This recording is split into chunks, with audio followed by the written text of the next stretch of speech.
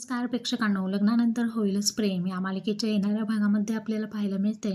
काव्य ही पार्थला म्हणत असते, आता मी करू का पूजा?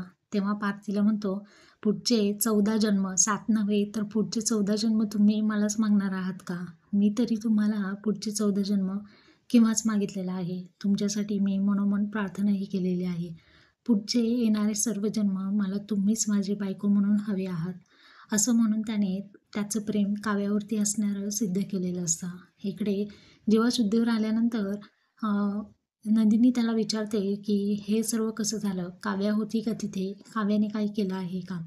असा प्रश्न जेव्हा ती जीवाला विचारते तेव्हा जीवाला सर्व काही आठवतं आणि जीवा आता तिला सांगू लागतो. घडलेले सर्व इन्सिडन्ट्स आता नंदिनीला जेव्हा सांगू लागतो, तर येणाऱ्या अशा सर्व भागांमध्ये आपल्याला पाहायला भेटणार आहे जीवा काव्याचं नाव घेईल की नाही किंवा कसं उत्तर देणार आहे. तर त्यासाठी आपल्या चॅनेलला कनेक्टेड राहा.